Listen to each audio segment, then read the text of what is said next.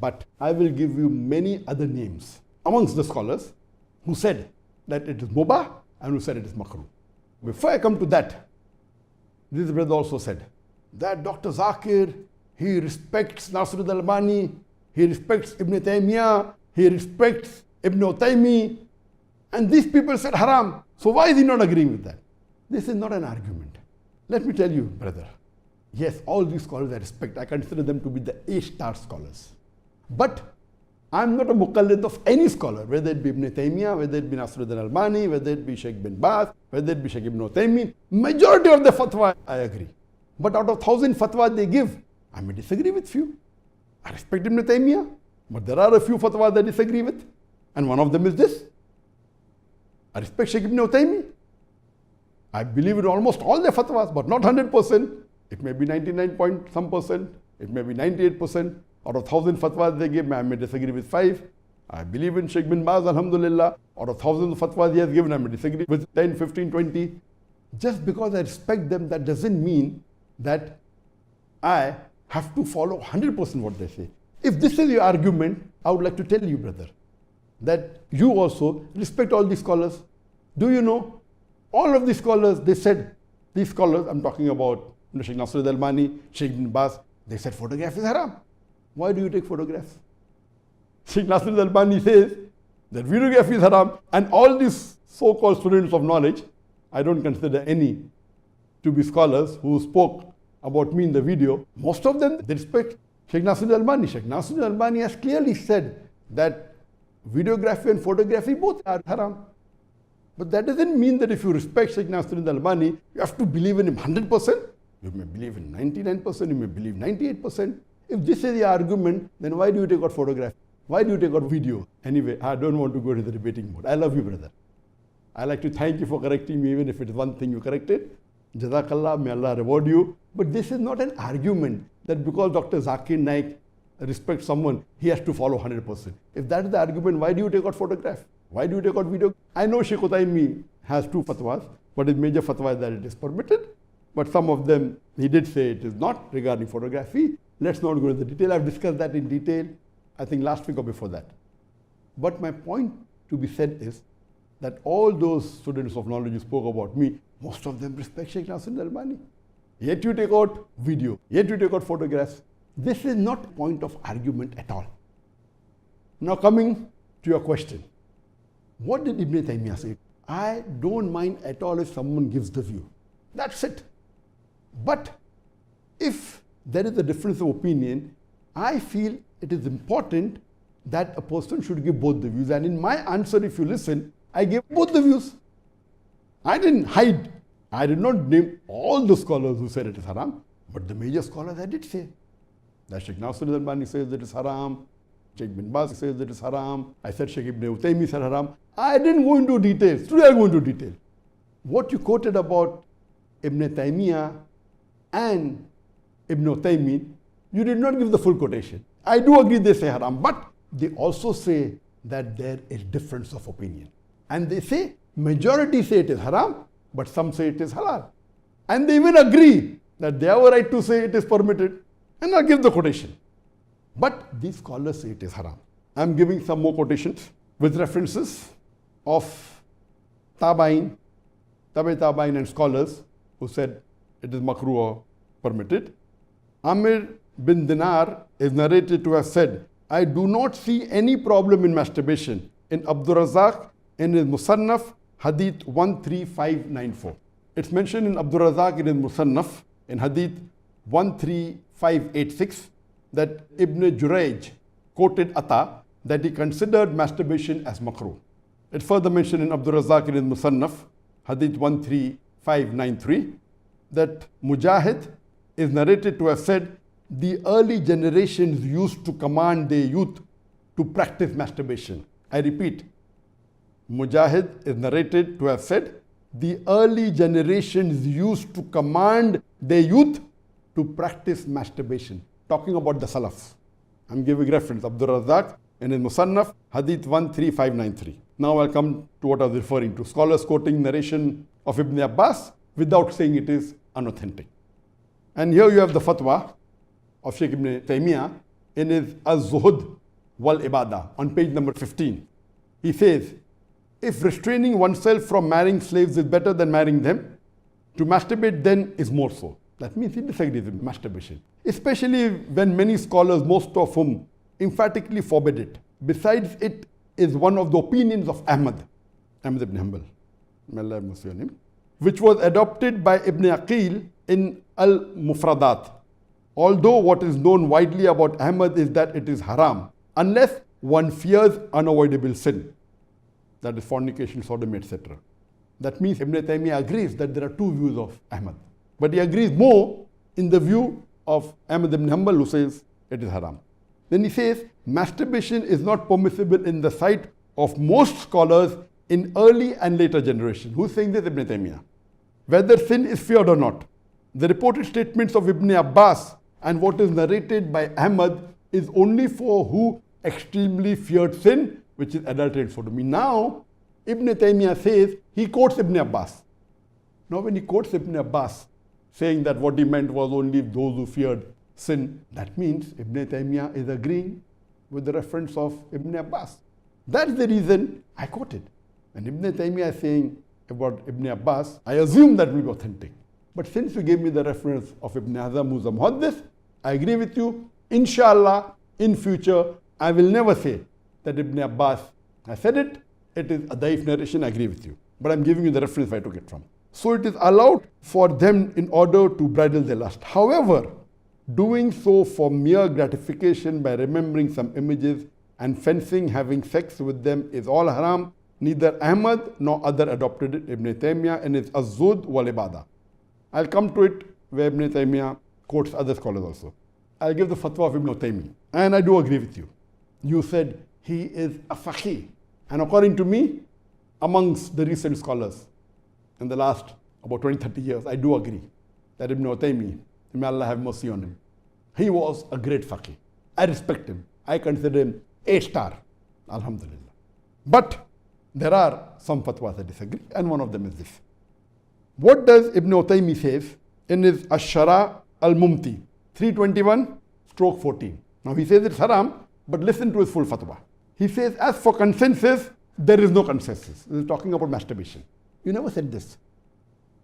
Ibn Taymiyyah says, as for consensus, there is no consensus because there are scholars who permitted it, but the reference when there is conflict is to the book of God and the sunnah of the messenger. May God bless him and grant him peace. He further says, if someone were to say, was it not reported from the predecessors? Was it not reported from the Salafs that they would ask their children to practice it when they travel during the raids so as to be in no need for anything else? So we say yes. Who's saying this? Ibn Taymiyyah. And he continues, but this is based on necessity, not in the absolute sense, because as long as we have evidence from the Quran and the Sunnah or from correct consideration, the early generation could not do anything forbidden, but it is carried on in a permissible state. So Ibn Taymiyyah agrees there is a difference of opinion. All the people who gave their views, all the 8 people that I heard, all of them thought as though there is no difference of opinion. None of them said that yes, there is difference of opinion, but I agree with the majority, no problem. In my answer, I was very clear cut that there was difference of opinion. Majority said it's haram. I believe in the minority group of scholars. I gave the dalil, I gave the logic, and many people appreciated it. I'm not asking you to agree with what I say. But don't go to say that not a single person, maybe here or there, one person said it is permitted. No. And when you're quoting the scholars, give the full quotation. Don't give half. If you quote half and it means otherwise. So when this brother was talking to me, why doesn't Dr. Zakir Naik, he believes in Ibn Taymiyyah, he believes in Ibn Taymiyyah. This brother may not be aware that Ibn Taymiyyah also agrees the difference of opinion. Ibn Taymiyyah believes the difference of opinion. Let's read or hear what Ibn Taymiyyah says in his Al-Fatwa Al-Kubra 3/439. He says, Ibn Taymiyyah, as for masturbation by the hand, it is forbidden by the majority of the scholars. But it is the most correct of the 2 views of the school of Ahmad. That means Ahmad ibn Hanbal had one view that it is permitted. The other view there holds that it is makruh, not haram.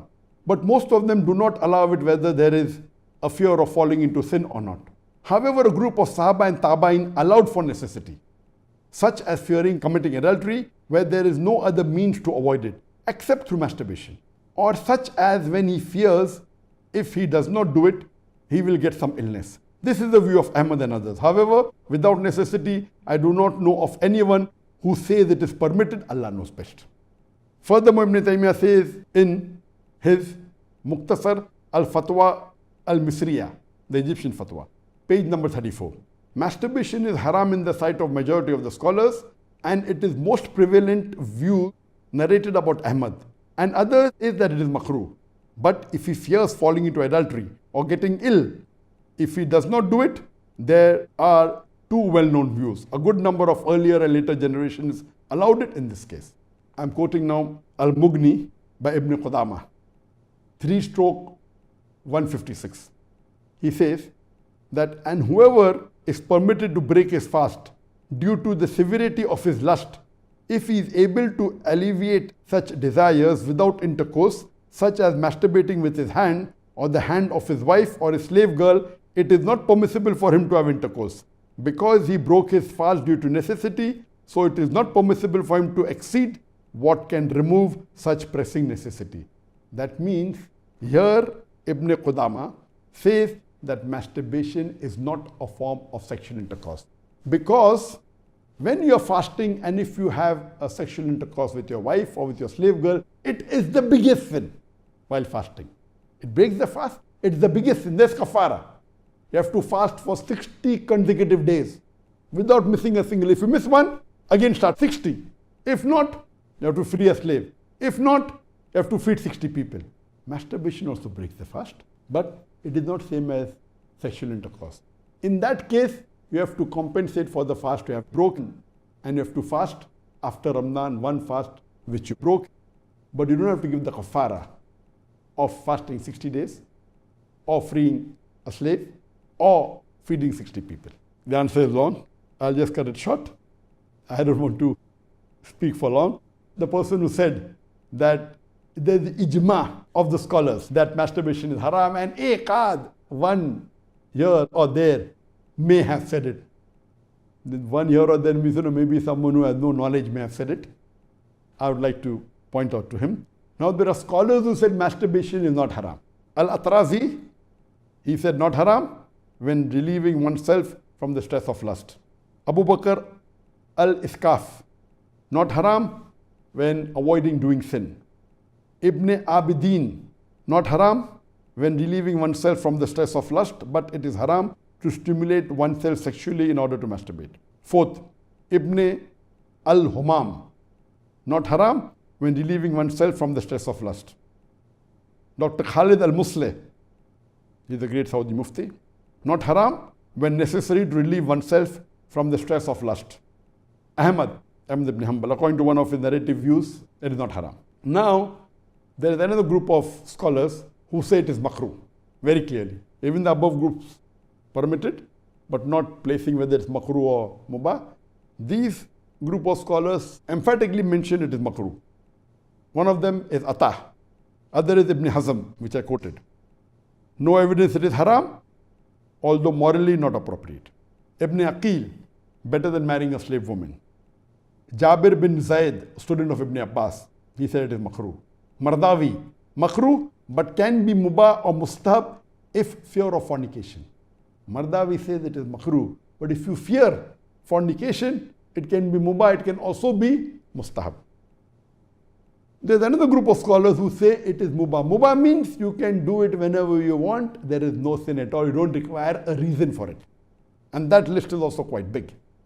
It's not one or two. Mubah. One of them is Mujahid. He said it is mubah. Amir bin Dinar, it is mubah. Al-Ala bin Ziyad, he said it is mubah. Al-Hasan al-Basri, mubah. As-Sayyid as-Sabiq does not see any harm. And one of my major reasons, dalil, why I said it is makruh, is the statements of Ash-Shawkani. Sheikh Muhammad bin Ali Abdullah Ash-Shawkani is a great scholar. And he lived in the 19th century. and I think he died in 1839, close to that, about 180 years ago. So he's a scholar about 2 centuries old. And he's famous.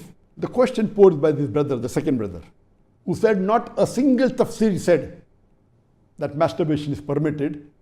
And we know that Sheikh Shawkhani, may Allah have mercy on him, he wrote the Fath al-Qadir, and I'm quoting.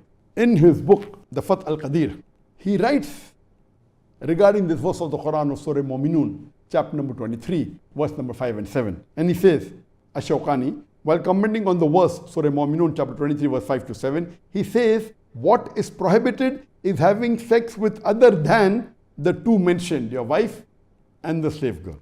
Furthermore, he refers the reader to a book he himself authored specially for masturbation. He wrote a separate book only on masturbation, entitled Bulugh al-Muna fi Hukum al-Istimna'ah.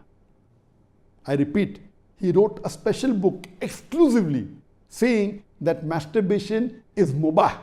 It is not haram, it is not makruh. And the title of that book is Bulugh al-Muna fi Hukum al-Istimna'ah,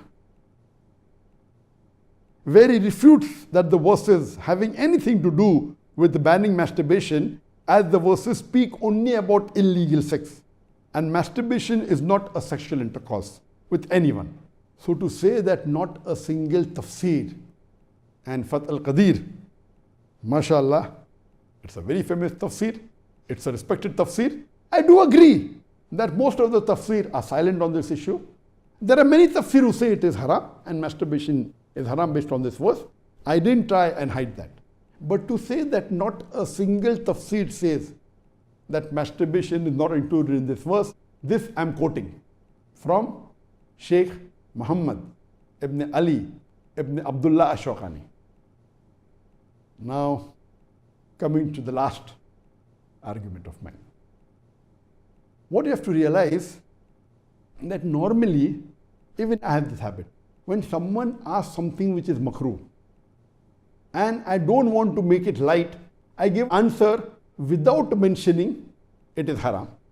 But I want the person not to do it. And the best example is that someone asks me that can I stand and drink water?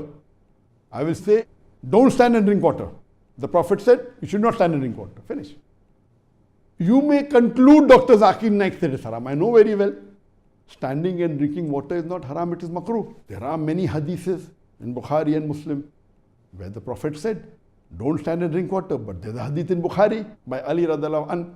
He said that many people think that standing and drinking water is haram, but I've seen the Prophet drink the way I'm drinking and he shouldn't drink water.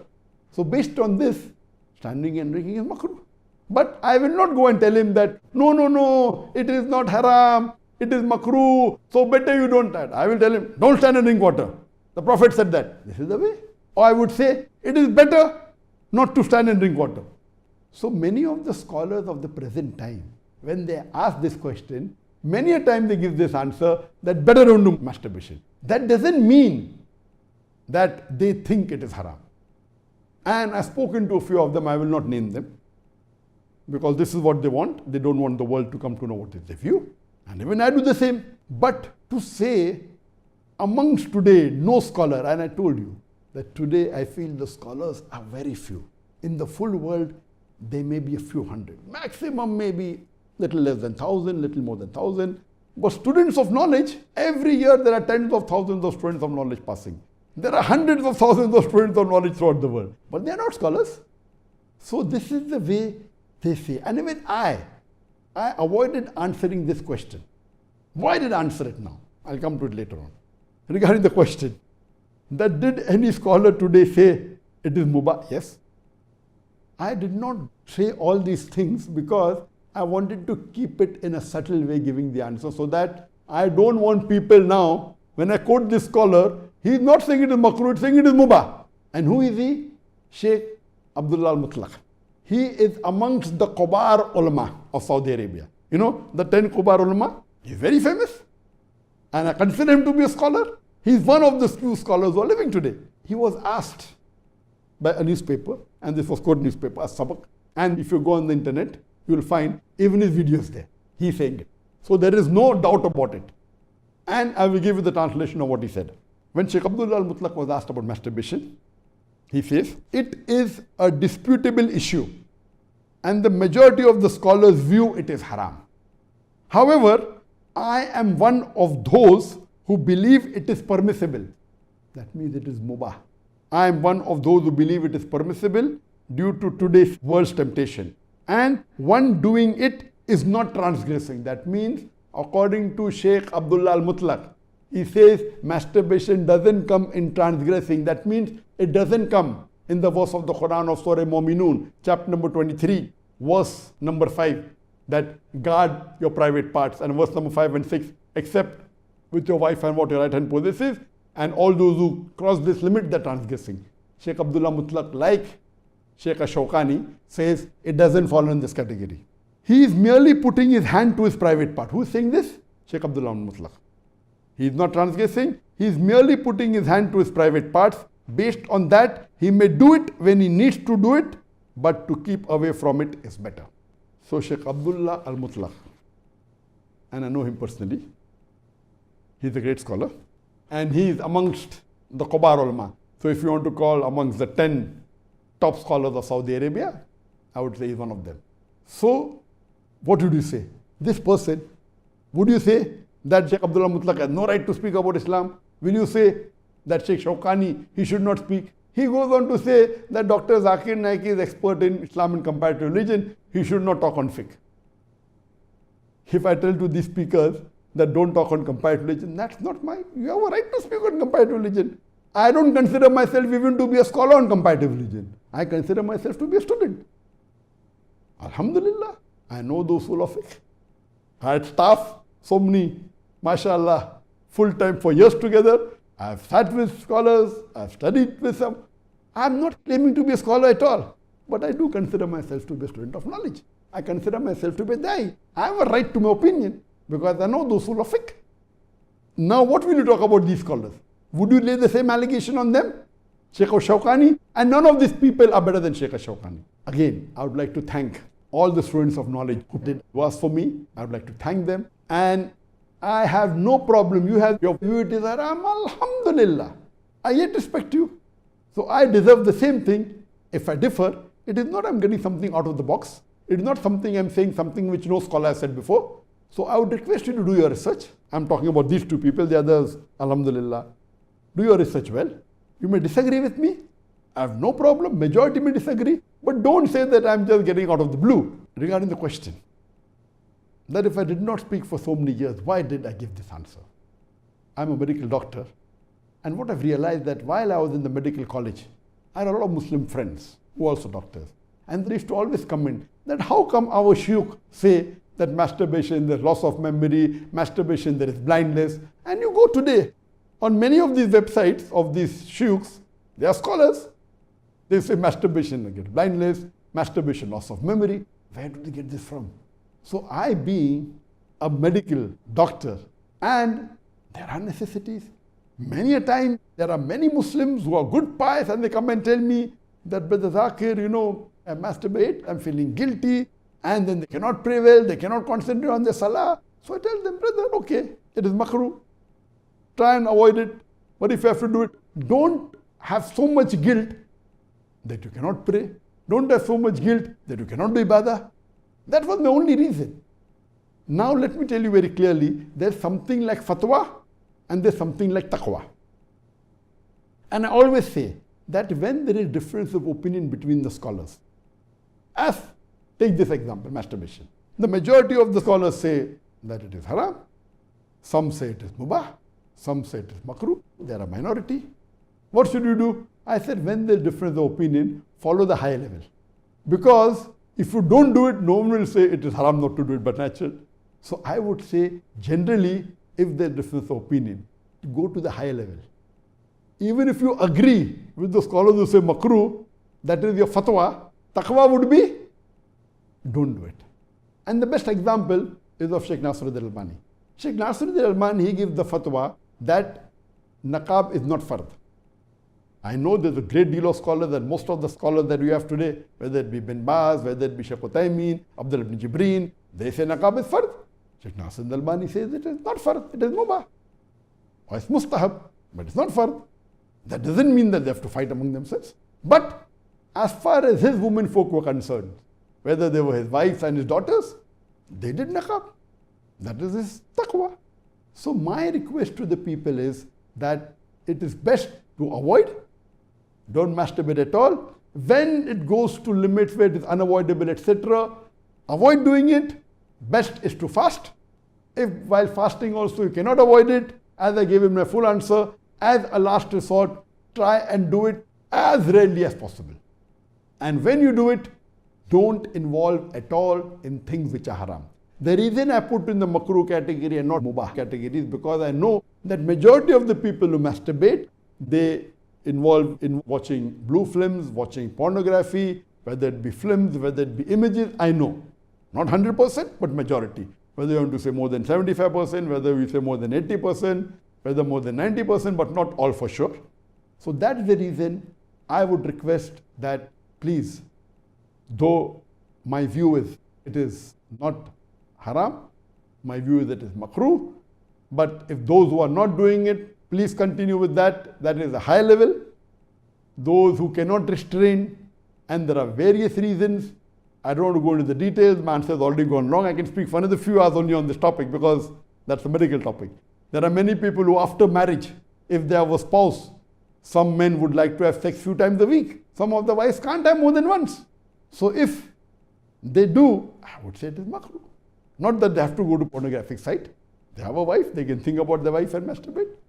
But if someone masturbates and robs the right of the spouse, whether it be man or woman, if a man masturbates and does not have sex with his wife, it is haram. Yes, if a husband is hypersexual, wants many times a week, and the wife can only do once a week, and then if he does, it will come in the makruh category. On the other hand, there may be a wife who may be hypersexual, the husband only wants to do once a week, and she wants to do many times a week. And if she masturbates, no problem. Not that they have to go to pornographic site.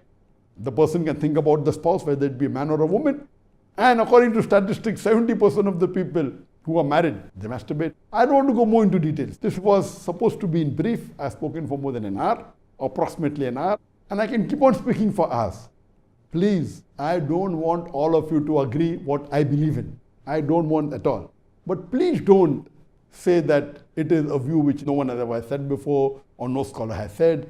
Then I would say that your research is weak. I would like to thank all the people who have given their views and they did duas for me. I don't intend, if someone replies, I'm not going to reply again because this topic should be closed. I've already spoken for an hour. That time I spoke for 25 minutes. Now it is close to an hour. And this topic can go on and on. I have got many more evidences, etc. to prove my point of view. You may agree, you may disagree. You have to think that this is a difference of opinion. And you have to respect the difference of opinion.